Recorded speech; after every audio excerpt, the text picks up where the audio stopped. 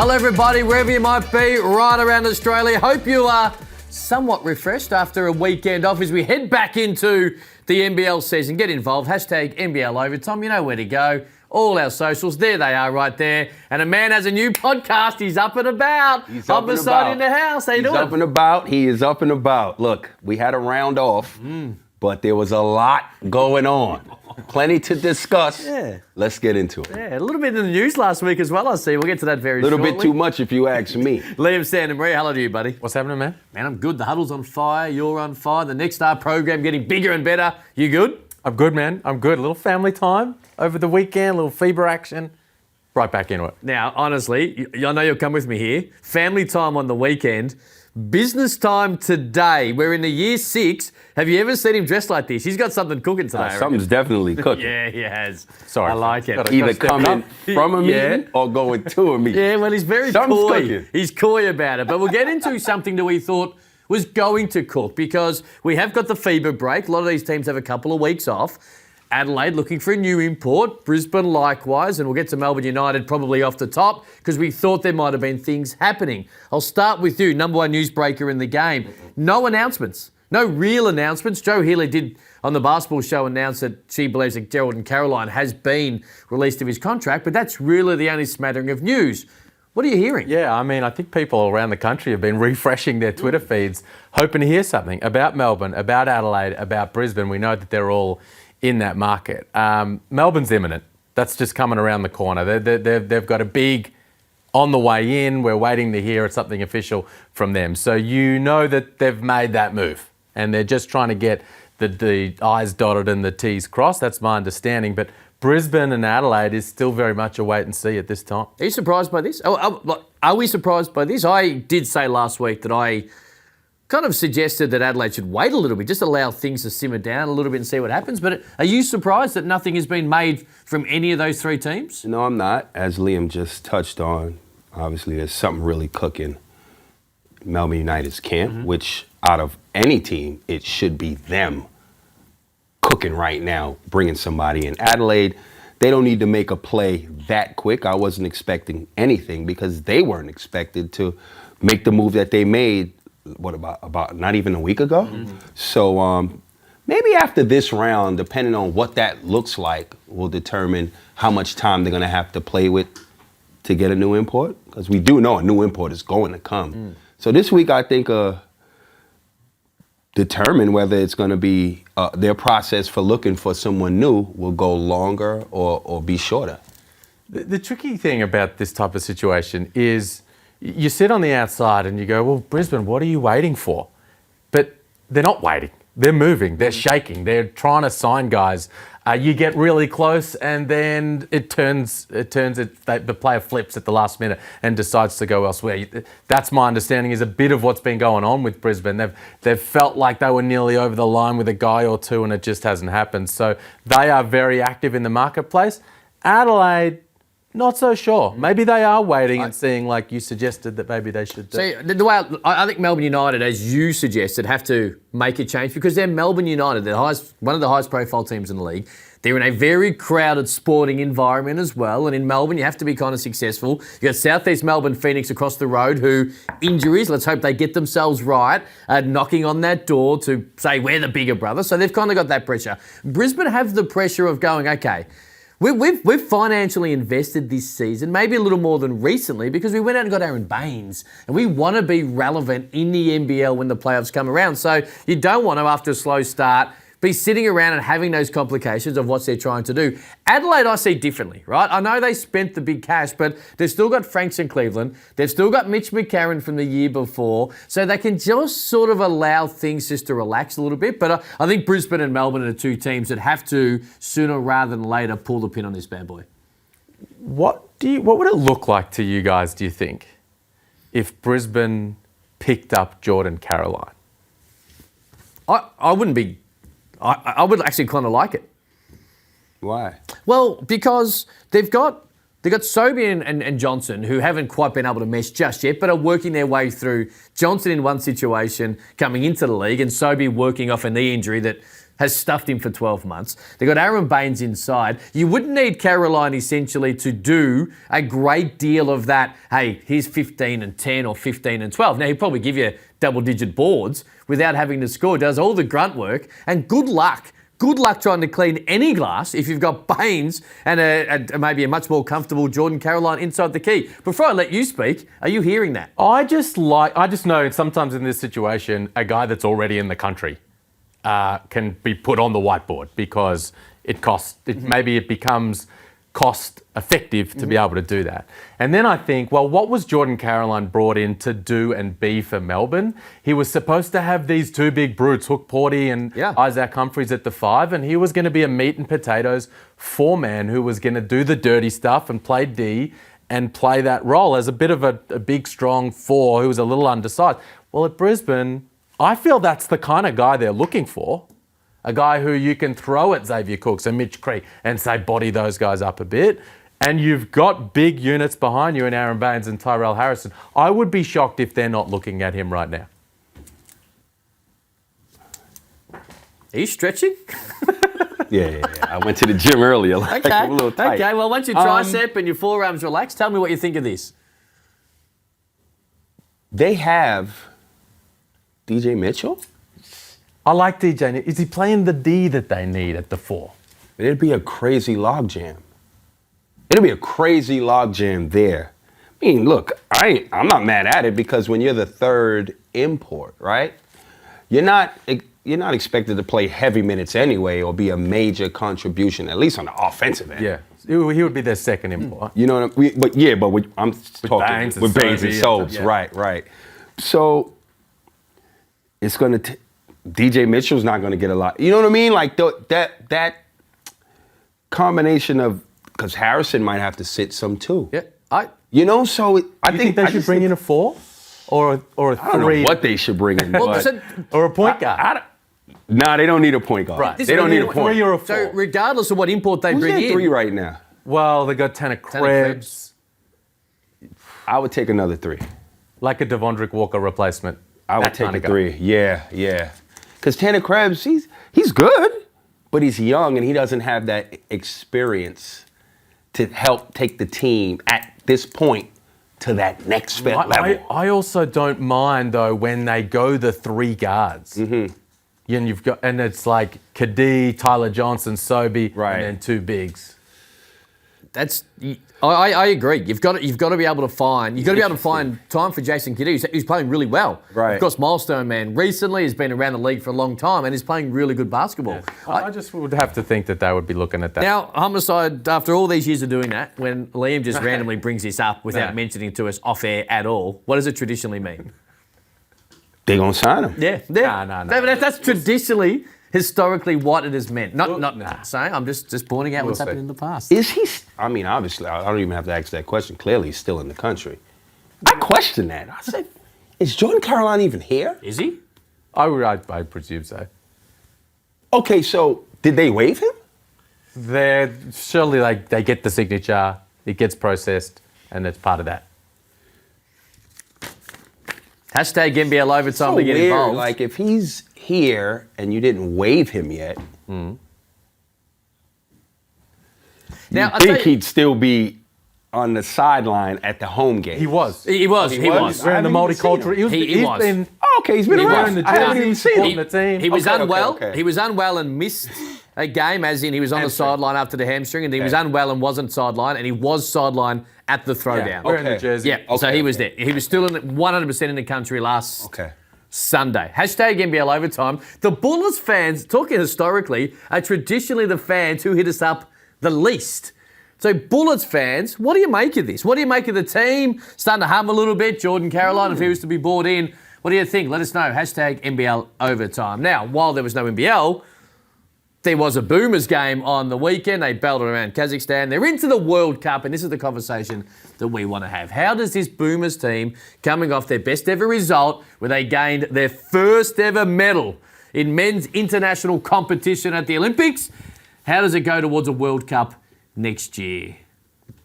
There What's is the biggest nothing more question for you? fun than talking about a potential Boomers team for a big tournament, a World Cup and an Olympics, especially these days. Yeah. Because the kind of names that we can put up on the board are just spectacular when you look at what the roster could look like. Now, of course, as you say, coming off an Olympics. Yes. As you can see, we've just thrown some names up here. Now, the guys with the asterisks. Yes. We're on the Olympic team. 2020, it was played in 2021. The guys in the yellow are currently playing in the NBL. Now, man. What's the biggest question for you? Biggest question right now for you? Well, Ben Simmons. Okay, outside of Ben Simmons, because we'll get to that in a From moment. an NBL perspective, Yeah. I think the biggest question is Chris Golding, Nathan Sobey, Dejan Vasilev. Which one of those guys gets in? I would say one of those guys, and for me, it's Chris Golding. It also is what goes on with Aaron Baines. Is he going to be on the squad? And if not him, who replaces him?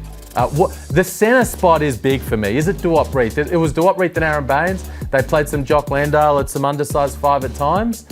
But if it's not one or two of those guys, who will it be? All right, well, Wait. Sorry. Go on. So how many bigs could make this team? 6? Well, let's lock in. 4. Let's I lock in reckon Kay, Landale. Lock him. Lock Kay and Landale in 100%. Lock in Xavier Cooks. And Xavier Cooks, of course, yes. So there, lock those three in. You need a centre now. Reith, Baines. Does Baines go right now for you? Wow, somebody's going to miss. Mate, there's going to be more than Yo, somebody. dude. But this is... That's crazy. This is What where a we squad see we're it. gonna have. So what Jack White is going to play, the 3? Does Jack White make the team? Xavier Cooks? Xavier Cooks makes Put it. him in. Yeah, I agree. Okay, so hold on. Xavier Put that, Cooks makes put that it. up. Put that back Here we up, go. please. He's up. Please. He's up and about, All right. and I like it. Xavier Cooks in, right? Baines is going. After this season, Baines is going to play on the world stage to show everybody he's back. Right, so does DeWatt miss? K, Landale. Landale's in. Yes. In. K gotta be there. Absolutely. That means Reith don't make it? Yo, this is crazy. So, and this is why we sit here and we have these conversations on the back of our first ever men's medal, that we sit there with the excitement of which Liam alluded to a couple of minutes ago. I know who better be starting at that point. Who? Mr. Triple Double. Shout out to Josh Giddey. Give him the ball. He Give loves the ball. Hey, play the World Cup in New York. They may win the thing. Give him the ball. So what? Absolutely. It's going to be Getty, Paddy, like Matisse. Now, Matisse is an interesting one, right? Like not playing. Ben Simmons. Does Ben Simmons make this team? Ben Simmons doesn't make this team. He doesn't make this team. He doesn't make this team. I agree. He needs to get through the NBA season first. There's still a big hurdle mentally he needs to show everybody that he's gotten over. You know what I mean? Plus, he needs to be healthy. I don't think he makes this team. There's water to go under the bridge in a lot of different situations here. Matisse Thybulle, we're all keeping our eyes on what's going on with him and how much he plays this season. Joe Ingles and his recovery from his injury. So we're all just imagining a perfect world where all these guys are healthy and playing well and selection goes like that. But guys will come into the mix in different ways, shapes and forms. And I think there'll be a Would conversation. he want to play World Cup or would he want to wait for the Olympics? So this is the thing. The biggest Are you talking about stage. Simmons? Yeah. Right, so this is the thing. So right now, Simmons isn't in the team, right? But he's got to work through both the back injury, had some knee soreness, and the fact he hasn't played basketball in over 12 months. And he's doing it in a tough environment with a million other things going on at the Nets right now. Children. But by the time we get to the end of the season, Ben has had a tough run. he absolutely has. I mean, you left Philly. Coming over to Brooklyn thinking it's all good. Oh, man. And then all of this is going on with Brooklyn? Oh, man. So go on, keep going. So, like, I think... Like, I think Paris 2024 is a swan song for a generation of boomers. Right. Mills, Ingles, Baines, if it's that, like that. Yeah. So, like, they will probably, like, so with Joe Ingles coming off an ACL, gets going, hopefully, say, February with a really good team. And then it's like, okay, do we look to the World Cup and desperately they all want to be there because they have done better than a majority of international players are putting their hand up for representative duty for their country. But I also think, hey, there's a swan song in 2024 where we gear everything towards going to Paris and winning a gold. So I think that somewhat plays into the conversations around some of these teams. But you want to introduce Ben Simmons in some type of boomer environment, not just bob him up at the Olympics in 2024 and expect him to be great. But then you're also like, oh, he's not quite in the best 12 right now, which is remarkable to And then what about the guards, the point guards? Do you take all four of Giddey, Delly, Dante, and Dyson Daniels? No. You take three of those. You take three of those. And who don't you take? I think Matthew Dellavedova will just miss, which does slap in the face what I just said about the swan song, because he's a huge part of this. He really is. But therefore, Josh Giddey didn't go to the Olympics last year because he was on the periphery and couldn't force Dellavedova out. I think what we've seen since then suggests that he probably forces, and Dyson Daniel, I think international play is going to suit him the way he plays his defense. I agree. I love all those guys. And I will flag Delly is in a better place now and is playing better than he was at the time with that last Olympic Games, where in the end, what happened? They had to put him on the bench and play other guys. But he's a different guy now. Yeah. Off the back of the NBL season, and now he's playing with Sacramento. He was coming off the concussion at the time, and he was really, really out of form. Big culture, important piece for the Boomers. You know what's interesting? At what point do you make that move? At what point? Yeah. What point do you introduce the next generation? Josh Giddey is the face of Australian basketball. Dyson Daniels is right next to him. When do you give the young cats a taste? And you know what, When do you give them, here y'all go? Dante Exum was outstanding in Tokyo and hasn't put a foot wrong European since then. Tell you what, Basketball Australia, this has to be a It has to doco, happen. right? The actual camp has to be a doco, and I'd live stream those games. Do a deal with these Live stream the Australian games? live stream. You can't do that. The internal scrimmages and just let them go. Imagine how fun would it to be watching? Can't do that. Why not? Hey, listen. Anything's possible, baby. Hey, you said the huddle's on fire? Yeah. I got Gorge on the huddle. Oh, word? This week. So you want a question for Gorge, a selection question or the Hey. like?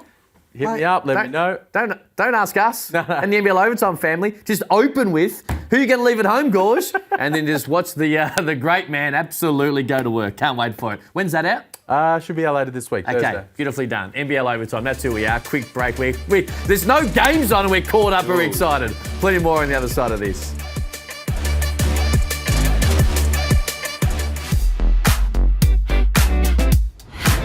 Where's my camera at? Hey, last time. See you, eh? Doing a great job. You're in thongs. Come on, man. Come on. I know you're out and about and you're relaxed, but you're going over there, you're representing Australia. come on. You're representing the league. Where did that vision come from? That's how I get that stuff. Usually when you say I've got a theory, it's kind of rubbish what tends to follow. Mind you, the NBL's introduced 5 of my rubbish theories in the last couple of years. That is- So, hey, can't be that bad. Last time Cam. they missed the playoffs. Have a listen to this. What do you reckon the #1 movie in the country was? Top Gun. Yeah. That's why neither Adam Ford or Scott Roth could coach NBL Overtime 3x3 team, because we may well be hungry, but we're not humble. Best show in the country. What? That's literally what I did for the entire weekend with no NBL games on. Put together a little bit of our highlight reel. Highlight's probably a loose term, but I will say this. There's a reason as to why I did that. Why? Because I had to showcase the talent of how good this show is, because I'm getting very nervous. Oh, why? That I'm about to lose my job. Check this out from my man Oliver. Welcome to Overtime. Wrong thing. Wrong thing. Now this you were involved in that for Kmart, and NBL Overtime wasn't mentioned at all, I believe, right? It wasn't. And I was shocked when young Oliver came out and said that. You saw my face, you saw my reaction. Oh, that was good fun. Shout out to the kids. Mate, you should see Oliver's burner account on Twitter just whacking me every Tuesday night saying he's no good. So we'll see how it the plays. broadcasting game. He said he wants to be with broadcast. Yeah. Well, he's on his Definitely way. said that. Hashtag NBL Overtime to get involved. Now, we're doing this a little bit differently. I know people put predictions out at mid-year and all the rest of it, but what we're going to do, rather than do predictions, we're going to go back to our pre-season predictions and see who's sticking fat with what we went with in the pre-season. Let's start with our final fours. Have a look at these. This is obviously before Game 1 of NBL 23. All right, so no New Zealand, no Cairns. Right. No Phoenix floating around in any of our fours as well. Liam, you still sticking fat? No, no.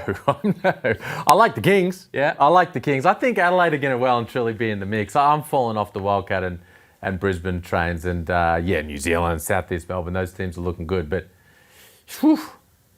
I'm still confident in mine because of the wildcard. I think New Zealand is most certainly going to have a home final at some point, and Melbourne or Perth are going to have to go over there. Adelaide likewise, but geez, they're a very talented team. So I don't think any of New Zealand, Cairns, or Southeast Melbourne will make the final four. I am more concerned about Southeast Melbourne Phoenix than the other two teams, and I'll tell you why. And I touch wood. In sports, unfortunately, franchises and clubs go through this time, and it seems to extend, where injuries screw them. And I just hope this isn't with Southeast Melbourne Phoenix, but it happens each and every happened week. in Sydney for a And number of bloody years there. Brockhoff shooting jump shot. And he's back this week, right? I don't know. Okay, well, hopefully he is. If not, hopefully it's not too far away. But that's the thing. You cool with your four? No, I'm switching up. You know me. You want to go on? Listen, I ain't loyal to no team Well, here. okay, well, hang on. Let's be clear. Let's check out our NBL Championship here because let's see if you're sticking fat. You still with the Wildcats? No. Come on now. You're still with the Wildcats. I'm not as love the idea of I'm not staying. much. I am thinking that. Hopefully last week is the Brady Manic we're going to see. I'm not as confident other people. In other yes people. or no? Yeah, No, man. Wildcats can't win the championship. I'm with the Kings. You I'm just with the like the Kings. idea of just like I'm with the sticking Kings as long as and being Xavier able to Cooks is say okay. for the fourth year in a row, I picked the champion. You know what? Nothing annoys me more when clubs let me down on my preseason predictions and hurt my. Oh, you didn't get it flawless wrong. record. They've let you down. No, yes, exactly. Okay, right. All NBL first teams. Let's have a look at this and see who we had. I'm going to go to you, Corey. There's your five. At least none of us had Randall, so we're still alive. At least they're still in the league. 3 of my 5 is I'm sticking with. Okay. Liam? I like Corey and I had the same group. I think Antonius Cleveland's going to be really good over the second half of the season. Pinder, I would slide in instead of Baines at this point. Who's the two you would change, Corey? Baines and Cleveland. Okay. 4? You My man Barry Brown Jr. Yes. Now, always gamble responsibly. I'm not sure if there's even a market up for this. Yo, Six Barry man. Brown Jr. getting it done. Well, it's the 6 man of the year. He's raised $1, right? He's coming off the bench. He might be in the All NBL first. Well, we'll team. see how he goes. I mean, it's early. It's early. We got a whole bunch of the season still to go. Remember, Antonius Cleveland was all NBL first team last Absolutely. season. On the back of the second half. Yes. Yep. I can't wait for Thursday night because they play Melbourne and we're going to see what type of different feeling comes from the Adelaide team based on the talk and why Randall was released. MVPs, who'd we go with? Solid. Yeah. Great You know what? You changing your pick? Nah, I'm sticking with Robert Franks because I think he's about to go to work in the way this team's to go at it. Xavier Cook's most certainly the MVP of the league right now, but I'm sticking with Franks to bring... And Thursday night's huge. I'm not certain Melbourne got anyone to guard him. Good luck. Good luck stopping the big boy, but Xavier Cooks has been outstanding. Come on, Corey, man. we nailed it from the get-go. I mean, Stick fat. we knew what was going to happen. Did we know? 100%. Let's get to a break. Plenty more to get into. This is NBL Overtime.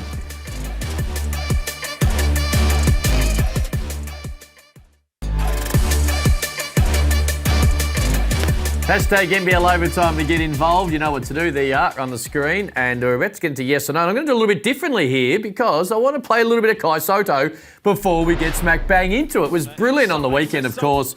16 and 7 against Jordan. 11, 9, 5 blocks. Throw a couple of assists for the big fella in as well against Saudi Arabia. But he was very good. And I want to ask both of you, yes or no? Does CJ Bruton need to find more court time for this young man? Yeah. It's hard to argue, right? Hard to argue. Not easy to do, but they're pretty talented up front. But there you go, most certain. There you go. Yes or no? Easy start. You ready? Yes. Now you are the man who runs Next Stars. Is the future success of the Next Stars program dependent on the alumni playing well in the NBA? Yes. Have you and Dean Vickerman broken bread? Yes. Should the NBL trial a state of origin weekend concept? No. Should we be worried about the long-term viability of the Illawarra Hawks? We should be. Should we as a sport, be more active in trying to get WNBL, NBL doubleheader games for the fans? Yes. Okay, there you go. Hashtag NBL Overtime. Yes or no? Was that a good segment? Yes. We're going to do it this weekend. Games around the nation. See you next week.